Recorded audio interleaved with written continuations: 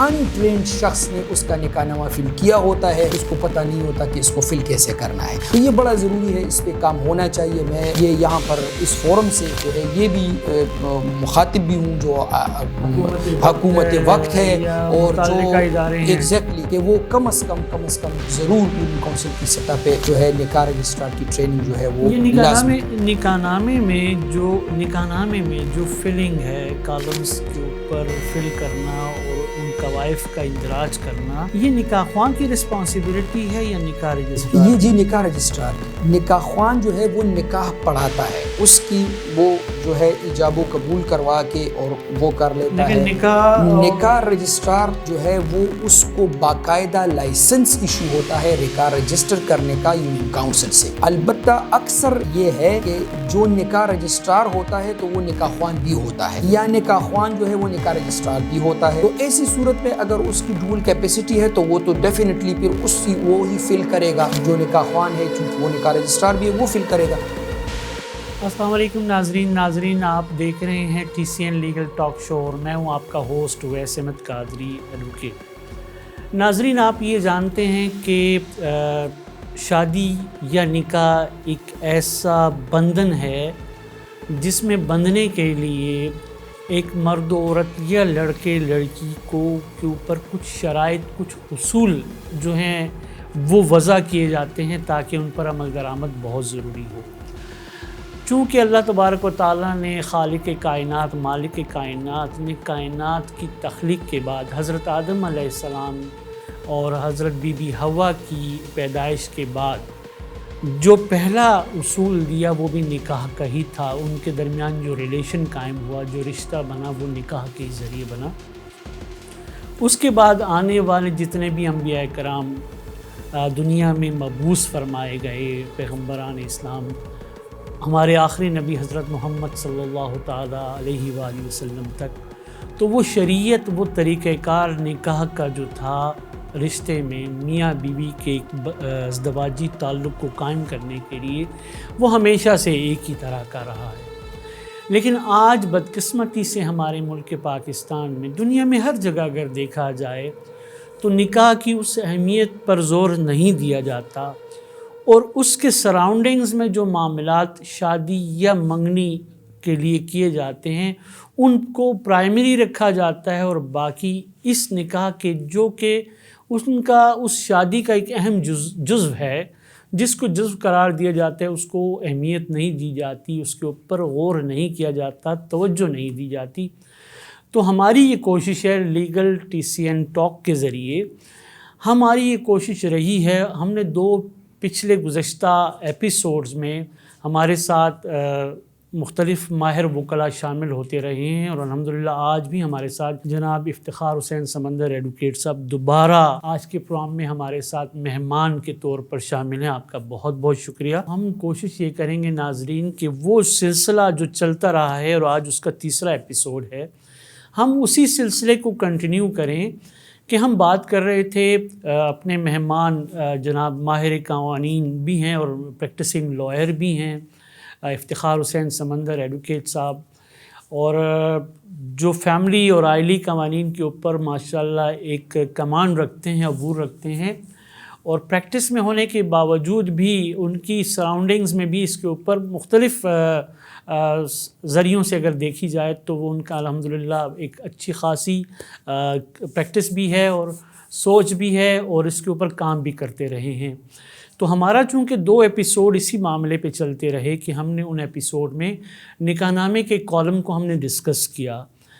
پہلے کالم سے لے کے ہم پہنچے تھے کہ نکاح کے اندراج کی تاریخ، اس تاریخ کے بعد وہ کالم شروع ہو جاتے ہیں جو اس نکاح کی بنیاد تصور کیے جاتے ہیں۔ افتخار صاحب یہ بتائیں کہ چونکہ ہم نے تو پچھلے ایپیسوڈز کے اوپر بات کی، اور اس بات میں یہ بات تھی کہ نکاح نامے کے جو کالم ہیں، نکاح کی رجسٹریشن کی تاریخ جہاں پہ آتی ہے، اس کے بعد آ جاتی ہے بات مہر کی، اور حق مہر کے تعین کے بارے میں؟ اس پہ تو جی ہم نے ڈیٹیل سے بات کی بھی تھی لاسٹ پروگرام میں کہ مہر کے اقسام کتنے ہیں اور کون سا مہر، جس طرح ہم نے ڈیٹیل میں اس پہ وہ ڈسکرائب کیا تھا کہ مہر مثل کا بھی میں نے بتایا تھا، اسی طرح جو ہے مہر معجل کا یہ تمام ڈیٹیل میں نے بتائی تھی. اور میں نے یہ کہا تھا کہ پچھلے پروگرام میں کہ جب مہر کی جو وہ ہے کالم ہے اس میں تمام مہر لکھا جاتا ہے تو پھر اس کی ڈیٹیل آ جاتی ہے کہ آیا مہر ادا شدہ ہے یا کتنا حصہ ادا شدہ ہے، کتنا ادا شدہ نہیں ہے، کون سا مہر جو ہے وہ معجل ہے، یعنی ہم نے یہ کہا تھا کہ تعجیل سے نکلا ہے کہ اجرت اس میں ہو اور وہ عند طلب ہو تو وہ بتایا تھا.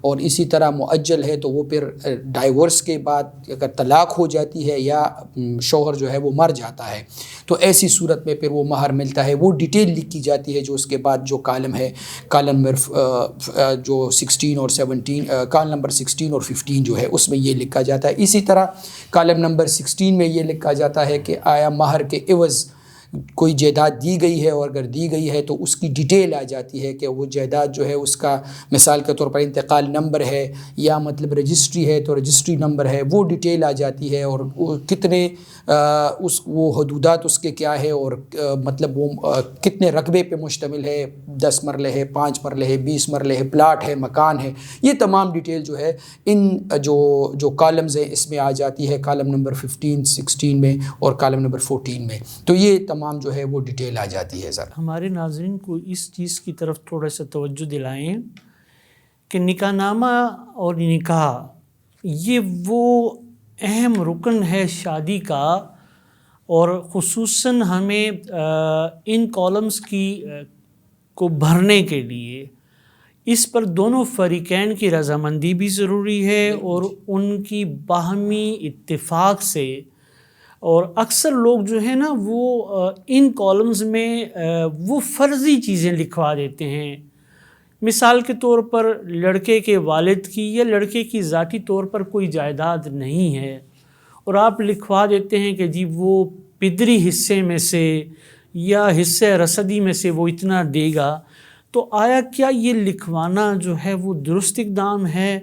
اور اگر یہ لکھوا دیا گیا تو اس کی لیگل ویلیو کیا ہے؟ اگر مہر میں یہ بیسیکلی جو مہر ہوتا ہے یہ ایک ڈیٹ ہے، مطلب قرض ہے جو کہ ادا کرنا ہوتا ہے مرد نے، جس نے یہ عوض ہوتا ہے، کنسیڈریشن ہوتی ہے، ایک نکاح کے معاوضانہ جو ہے رکھا جاتا ہے. ٹھیک ہے جی، اور ایک سائن آف رسپیکٹ بھی ہوتا ہے.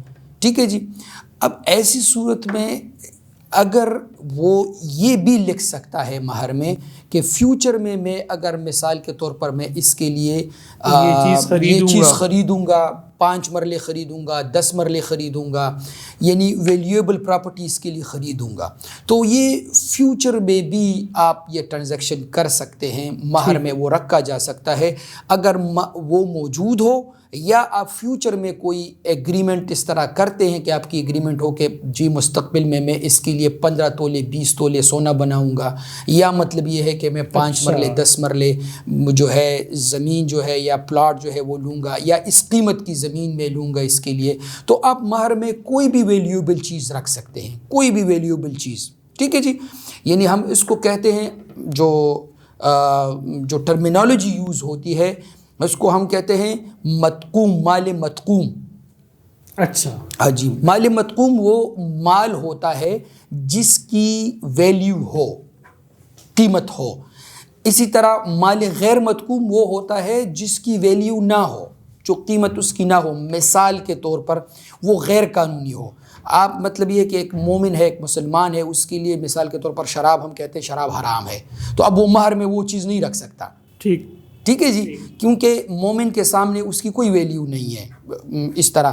یا اسی طرح حرام جو ہے سود ہے، یا کوئی مثال کے طور پر ہم یہ کہہ سکتے ہیں کہ خنزیر کا گوشت ہے، وہ حرام ہے.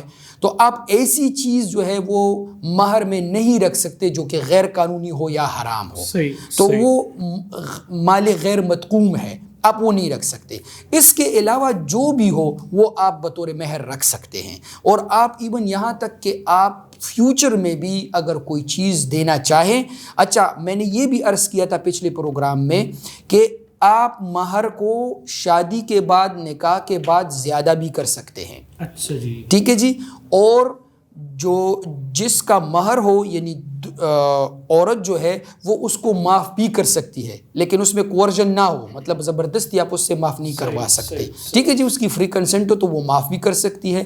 اس میں کمی بیشی بھی ہو سکتی ہے, زیادہ بھی ہو سکتا ہے, کم بھی ہو سکتا ہے. تو مہر بعد میں بھی آپ وہ کر سکتے ہو. ایون یہ میں نے پچھلے پروگرام میں بھی عرض کیا تھا کہ اگر مہر مقرر نہ کیا گیا ہو نکاح کے وقت تب بھی وہ مہر کی حقدارہ ہے تو وہ پھر مہر مثل ہے. اس کی بھی میں نے ڈیٹیل بتائی تھی, پوری ڈیٹیل کے ساتھ میں نے وہ ایکسپلین بھی کیا تھا. جی اگر ہمارے سننے والوں یا دیکھنے والوں کے ذہن میں ایک سوال ضرور اٹھے گا کہ نکاح نامہ کے اندراج کے وقت بوقت نکاح جس مہر کا تعین چاہے وہ معجل ہے یا موجل ہے یا اس کو عند الطلب میں رکھا گیا ہے, تو یہ کیا صورتحال ہوگی اگر مثال کے طور پر وہ کہتے ہیں کہ جی ہم اس کے بعد خاوند کے ایما پر یا اس کی خواہش پر یا بیوی کے یا اس کے رشتہ داروں کے مطالبے پر وہ نکاح نامے کے بعد اگر حق مہر کی اس مد میں اضافہ کیا جاتا ہے تو آپ نکاح نامے میں تو اس کا اندراج دوبارہ نہیں کر سکتے نا. تو اس کے لیے کیا کوئی دستاویز لکھوانی پڑے گی؟ اس کے لیے آپ دستاویز بھی لکھ سکتے ہیں اور آپ پھر نکاح رجسٹرار کے پاس یونین کونسل میں بھی آپ جا سکتے ہیں کہ ہم نے اس میں اضافہ کیا ہے اور وہ پابند ہوں گے کہ وہ اس میں وہ اضافہ انکلوڈ کر دے, وہ اس پہ اندراج کر دے. وہ ہو سکتا ہے. اور اس کے علاوہ آپ کوئی ڈاکومنٹ مزید بھی بنا سکتے ہیں, اسٹامپ پہ بھی بنا سکتے ہیں, اس کو رجسٹرڈ بھی کر سکتے ہیں. تو وہ کوئی اس سے قطعاً نہیں ہے کیونکہ یہ ایک لیگل کنٹریکٹ ہے. اور ایسی صورت میں آپ کنٹریکٹ میں اگر کوئی رد و بدل دونوں فریقین کی مرضی سے کرنا چاہتے ہیں تو وہ ہو سکتا ہے, وہ کوئی پرابلم نہیں. ناظرین یہاں پہ ہم ایک وقفے کے لیے جائیں گے, وقفے کے بعد دوبارہ حاضر ہوتے ہیں آپ کی خدمت میں. ہمارے ساتھ جڑے رہیے.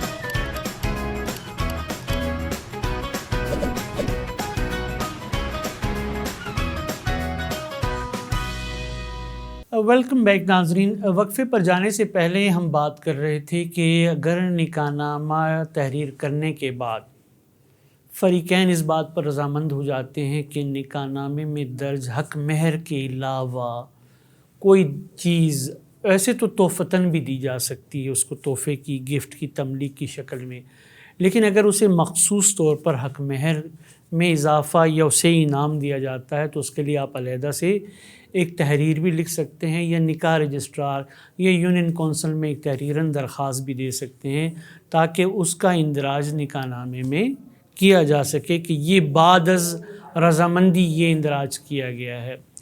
جہاں تک جناب افتخار حسین سمندر ایڈوکیٹ صاحب, اب بات آتی ہے ہمارے کالم نمبر 16 پر کہ آیا پورے مہر یا اس کے حصے کے عوض کوئی جائیداد دی گئی ہے تو اس جائیداد کا ذکر اس کالم میں کیا جاتا ہے. جیسے آپ نے اس سے اوپر والے کالمز میں یہ مینشن ہے کہ حق مہر کیا ہے, حق مہر کی مقدار کیا ہے, چاہے وہ نقد کی شکل میں ہے, زیورات کی شکل میں ہے, کسی منقولہ یا غیر منقولہ جائیداد کی شکل میں ہے, تو وہ یہ بات کیسے ہو سکتی ہے؟ آیا اس کالم میں اس کا اندراج ضروری ہے؟ یہ تو میں نے پہلے ہی عرض کر دیا کہ آپ کے کالم نمبر جو 14 ہے اس میں حق مہر لکھا جاتا ہے اور پھر اس کی ڈیٹیل جو ہے آپ کی کالم نمبر 14 اور 15 اور 16 میں آ جاتی ہے. اس میں اس کی تفصیلات آ جاتی ہے. تو وہ اگر کوئی جائیداد ہے تو اس جائیداد کی پوری ڈیٹیل, پوری تفصیل اس میں لکھی جاتی ہے. ان کا انتقال نمبر, کس تاریخ کو مصدقہ ہے, یا اس کے حدودات کہ دائیں طرف کون سی پراپرٹی ہے، بائیں طرف کون سی ہے، شمال کی، جنوب کی. اسی طرح اگر رجسٹری ہے تو رجسٹریشن کے ڈاکومنٹ کی پوری ڈیٹیل جو ہے وہ آ جاتے ہیں. تو اس میں تمام تفصیل جو ہے وہ آئے گی. تو وہ جو ہے پھر اس میں کوئی جو ہے وہ نہیں رہے گا، مطلب یہ ہے کہ وضاحت ہو جائے گی. جبکہ اس کے بعد کے جو کالمز ہیں وہ کالم نمبر 17 آتا ہے کہ آیا کوئی خاص شرائط جو ہیں وہ تحریر کی گئی ہیں.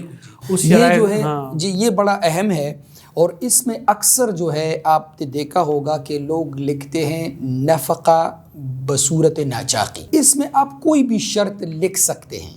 اچھا، کوئی بھی شرط آپ لکھ سکتے ہیں، لیکن ایک قدغن اس پہ ہے کہ وہ شرط غیر قانونی نہ ہو. اچھا، ٹھیک ہے جی، کیونکہ اگر کنسیڈریشن غیر قانونی ہے تو پھر کنٹریکٹ وہ لیگل ہوگا ہی نہیں، وہ غلط ہوگا. ٹھیک ہے جی. تو اس میں آپ کوئی بھی شرط رکھ سکتے ہیں. مثال کے طور پر آپ اس میں شرط رکھتے ہیں کہ جی ایک عورت ہے وہ ملازمت کرتی ہے، تو آپ شرط رکھ دیں کہ جی اس کے ملازمت پہ کوئی قدغن نہیں لگایا جائے گا. یا اگر وہ کہتی ہے کہ بھئی رشتہ داروں کے گھر آنے جانے پر اس پر کوئی پابندی نہیں ہوگی. ٹھیک ہے جی. تو آپ کوئی بھی وہ شرط جو کہ غیر قانونی یا غیر شرعی نہ ہو آپ اس کالم میں لکھ سکتے ہیں. یہاں پر عام طور پر صرف یہی لکھا جاتا ہے کہ ناچاکی کی صورت میں نان و نفقہ. ٹھیک ہے جی. تو اس کے علاوہ کوئی بھی شرط جو ہے وہ آپ لکھ سکتے ہیں. یہ بھی لکھ سکتے ہیں اس کے علاوہ بھی کوئی شرط بھی جو اگر ہو اور دونوں پارٹیز اس پہ راضی ہو اور وہ غیر قانونی نہ ہو تو آپ اس جو کالم ہے اس میں وہ لکھ سکتے ہیں. اس میں تو ابھی ہائی کورٹ اور سپریم کورٹ کے بہت سارے فیصلے بھی آ چکے ہیں کہ کچھ ایسی شرائط لکھی گئیں کہ خاوند کے طلاق دینے کی صورت میں بیوی اتنے رقم کی حقدار ہوگی یا جائیداد اس کو دی جائے گی. تو اس کو ہائی کورٹ اور سپریم کورٹ نے جو ہے وہ اس شرط کو غیر قانونی قرار دیا گیا ہے. اسی لیے میں کہہ رہا ہوں کہ آپ وہ شرط نہیں لکھ سکتے جو کہ غیر قانونی ہو یا غیر شرعی ہو، کیونکہ ایبسولوٹ رائٹ ہے طلاق کا. اس میں تو لائن میں نہیں آتی ہمارے نکاح خواہ نکاح رجسٹرار کی، جب یہ نکاح ہوتا ہے تو فریقین کے درمیان اور وہ اس شرط کو امپوز کرتے ہیں یا وہ تحریر کروا دیتے ہیں. بالکل سر، آپ نے بڑا اہم سوال اٹھایا ہے قادری صاحب. بیسیکلی جو سب سے اہم چیز ہے وہ یہی ہے کہ ہمارے جو نکاح رجسٹرار ہے تو ان کی ٹریننگ ایک بڑا مسئلہ ہے. ابھی ریسنٹلی میں ایک پروگرام جو ہے اس میں انوائٹ تھا اور میں گیا تھا. تو ان لوگوں نے ایک کام یہ کیا تھا، وہاں پر میں نے یہ نقطہ اٹھایا بھی، اور الحمدللہ کہ اس کے بعد جو ہے تو تقریباً میرے خیال میں انہوں نے کہا کہ 1700 نکاح رجسٹرار جو ہیں ان کی ہم نے باقاعدہ ٹریننگ کروائی ہے کہ آپ نکاح نامہ کیسے فل کریں گے اور کون کون سی چیزیں ہوں گی. یہ بڑا ضروری ہے. آپ جب کسی نکاح رجسٹرار کو لائسنس دیتے ہیں تو کم از کم اس کو پھر جس طرح آپ جوڈیشری میں کوئی آتا ہے تو آپ اس کو ٹریننگ دیتے ہیں، وکالت میں کوئی آتا ہے تو آپ اس کو ٹریننگ دیتے ہیں، تو کم از کم جو نکاح رجسٹرار ہو اس کے لیے لازمی ہو کہ وہ 1 ہفتہ 2 ہفتے یا 3 ہفتے کی ٹریننگ لے، پھر اس کے بعد اس کو لائسنس جاری کیا جائے. اور یہ اس ٹریننگ کا اہتمام جو ہے وہ یونین کونسل کے سطح پہ ہو کہ کم از کم وہ نکاح رجسٹرار جو ہے وہ جب نکاح کو فل اپ کرتا ہے تو وہ کس طریقے سے فل اپ کرے گا اور کون سی شرائط اگر اس کے سامنے رکھی جاتی ہے تو اس کو پتہ ہو کہ کون سی قانونی ہے، کون سی غیر قانونی ہے، کون سی شرط رکھی جا سکتی ہے، کون سی نہیں رکھی جا سکتی. کس طریقے سے میں نے نکاح میں انفارمیشن لینی ہے دونوں پارٹیز کی، دونوں فریقین کی انفارمیشن کیسے لینی ہے اور اس کو پھر اندراج کس طرح کرنا ہے. پھر اس پہ وہ مہر کی قسمیں کتنی ہے، کیا ایک چیز مہر میں رکھی جا سکتی ہے، نہیں رکھی جا سکتی، یا مہر جو ہے وہ جو معجل ہے مؤجل ہے، یہ تمام چیزیں اس کو پتہ ہونی چاہیے. تو اس کے لیے یہ ضروری ہے کہ نکاح رجسٹرار جو ہمارا ہو وہ ٹرینڈ ہو اور اس کو یہ تمام چیزیں پتہ ہو، تو پھر یہ مسئلے نہیں آئیں گے. کیونکہ اس نکاح کے ہی بیس پہ ایک عورت جو ہے وہ اپنے حق سے محروم ہو جاتی ہے. اگر غلط لکھا گیا ہو، جیسے آپ نے ملاحظہ کیا بھی ہوگا، آپ بھی چونکہ کورٹ پروسیڈنگز میں آتے ہیں اور کورٹ کا کام کرتے ہیں، پریکٹسنگ لائر ہیں آپ قادری صاحب، تو یہ مسئلہ ہوتا ہے کہ پھر وہاں پر جب جرا ہوتی ہے تو اس کا ایک ویلیوبل رائٹ جو ہے، ایک حق جو ہے جو کہ شریعت نے اسے دیا ہے، قانون نے اسے دیا ہے، اس کا مہر، اس سے وہ محروم ہو جاتی ہے، صرف اور صرف کس وجہ سے کہ ایک ان ٹرینڈ شخص نے اس کا نکاح نامہ فل کیا ہوتا ہے اور اس کو پتہ نہیں ہوتا کہ اس کو فل کیسے کرنا ہے۔ تو یہ بڑا ضروری ہے، اس پہ کام ہونا چاہیے۔ میں یہ یہاں پر اس فورم سے جو ہے یہ بھی مخاطب بھی ہوں جو حکومت وقت ہے اور جو ایگزیکٹلی کہ وہ کم از کم ضرور یونین کونسل کی سطح پہ جو ہے نکاح رجسٹرار کی ٹریننگ جو ہے وہ نکاح نامے میں جو فلنگ ہے، کالمز کے اوپر فل کرنا اور ان قوائف کا اندراج کرنا، یہ نکاح خواں کی رسپانسبلٹی ہے یا نکاح رجسٹرار؟ یہ جی نکاح رجسٹرار کی۔ نکاح خواں جو ہے وہ نکاح پڑھاتا ہے، اس کی وہ جو ہے ایجاب و قبول کروا کے اور وہ کر لیتا ہے۔ نکاح رجسٹرار جو ہے وہ اس کو باقاعدہ لائسنس ایشو ہوتا ہے نکاح رجسٹر کرنے کا یونین کاؤنسل سے، ٹھیک ہے جی۔ البتہ اکثر یہ ہے کہ جو نکاح رجسٹرار ہوتا ہے تو وہ نکاح خوان بھی ہوتا ہے جی، ٹھیک ہے جی، یا نکاح خوان جو ہے وہ نکاح رجسٹرار بھی ہوتا ہے۔ تو ایسی صورت میں اگر اس کی ڈول کیپیسٹی ہے تو وہ تو ڈیفینیٹلی پھر وہی فل کرے گا، جو نکاح خوان ہے چونکہ وہ نکاح رجسٹرار بھی ہے وہ فل کرے گا۔ لیکن اگر دونوں علیحدہ ہے، اکثر یہ ہوتا ہے کہ لڑکی والے جو ہے تو وہ اپنے ساتھ نکاح خوان لے کر آ جاتے ہیں یا لڑکے والے لے کے آ جاتے ہیں اور نکاح رجسٹرار لڑکی والوں کی طرف سے ہوتا ہے، ٹھیک ہے جی۔ تو نکاح رجسٹرار جب علیحدہ ہو تو لازمی ہے کہ نکاح رجسٹرار فل کرے گا، تمام کے تمام مندرجات نکاح نامے کا وہ نکاح رجسٹرار فل کرے گا، اور ایون یہاں تک کہ نکاح خوان کا نام، نکاح خوان کی ولدیت، نکاح خوان کی سکونت، یہ بھی نکاح رجسٹرار فل کرے گا، اور پھر نکاح خوان کا دستخط نکاح فارم پہ لے گا نکاح رجسٹرار، فریقین کے دستخط بھی نکاح رجسٹرار لے گا، ٹھیک ہے جی، اور گواہوں کے دستخط بھی نکاح رجسٹرار لے گا، پدر نکاح کے دستخط بھی نکاح رجسٹرار لے گا۔ یہ تمام چیزیں جو ہے یہ نکاح رجسٹرار کرے گا۔ نکاح خوان صرف نکاح پڑھاتا ہے سر۔ نکاح پڑھاتے وقت جی حق مہر جو ہے موجل ہے، عند الطلب ہے، یا اس کے بعد آنے والے جو کالمز ہیں، اس کی نالج تو یا ادراک ہونا تو میرے نظر میں نکاح خواں کی ہونی چاہیے۔ نکاح خواں بتائے گا کہ نکاح موجل کیا ہے، موجل کیا ہے۔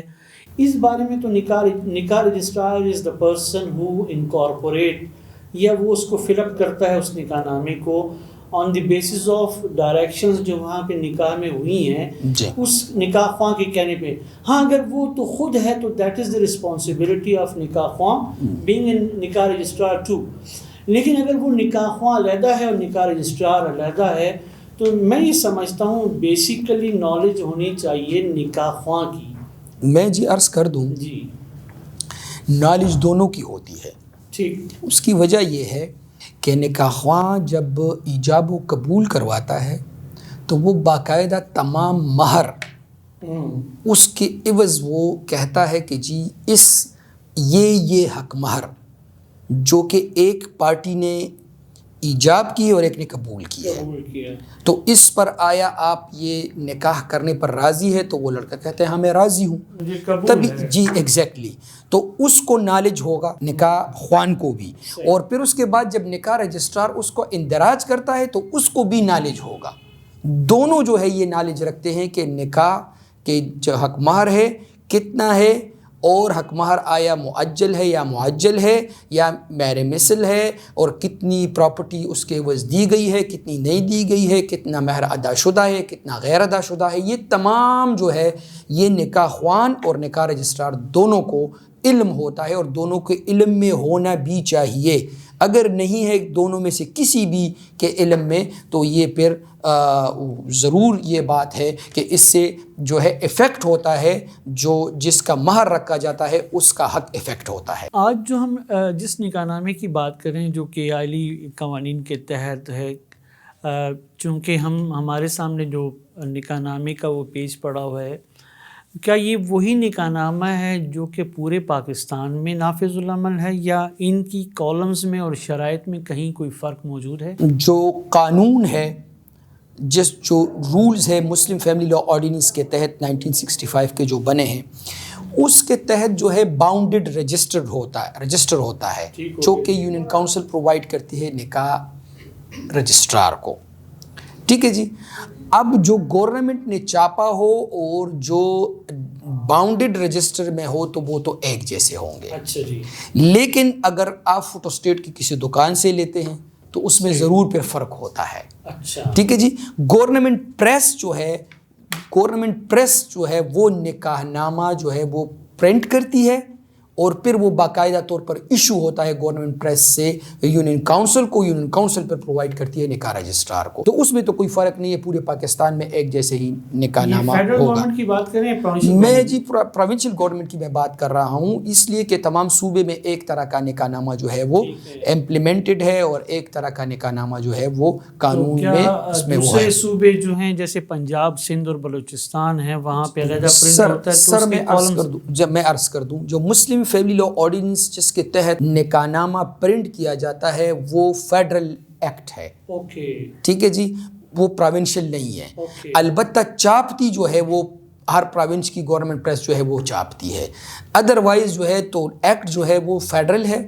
پورے پاکستان میں ایک جیسا نکاح نامہ جو ہے وہ قانون کے تحت جو ہے وہ مسلم فیملی لاء آرڈیننس 1961 کے تحت جو شیڈول میں جو ذکر ہے وہی نکاح نامہ, اور اس کی باقاعدہ طور پر وہ دیا گیا ہے, نوٹیفائڈ ہے جو نکاح نامہ ہے وہ پورے پاکستان میں ایک جیسا ہے. جی ناظرین, امید ہے کہ آج کا پروگرام آپ کو پسند آیا ہوگا اور جو ماہرانہ رائے سے اور اپنی تجربے کی بنیاد پر جناب افتخار حسین سمندر صاحب نے آج کے اس پروگرام میں جو باتیں کیں اور جن امور کے اوپر ہم دونوں نے بیٹھ کر بات کی, اس کا مقصد یہی تھا کہ ہمارے پروگرام کو دیکھنے والے ناظرین کو پوری طریقے سے آگاہی حاصل ہو سکے. آج کا یہ تیسرا پروگرام ہم نے کیا اور ہماری یہ کوشش تھی کہ جو پچھلے ایپیسوڈز تھے ان کی کنٹینیوٹی میں ہم آگے بات کریں, اور الحمدللہ آپ کی آراء, آپ کے ویوز, آپ کے کمنٹس جو ہیں وہ اس بات کی غمازی ہوگا کہ آپ کو کس حد تک ہمارے پروگرام پسند آ رہے ہیں. اور انشاءاللہ آئندہ آنے والے پروگرام میں ہم دوبارہ بقیہ کالمز کو ڈسکس کریں گے اور باقی جو معاملات ہیں نکاح نامے کی رجسٹریشن اور اس کی فلنگ کے بارے میں جو تمام معاملات نکاح خواں, نکاح رجسٹرار اور فریقین کے پاس آتے ہیں ان کا احاطہ ہم کرنے کی کوشش کریں گے انشاءاللہ. اس وقت تک کے لیے ہمیں اجازت دیں.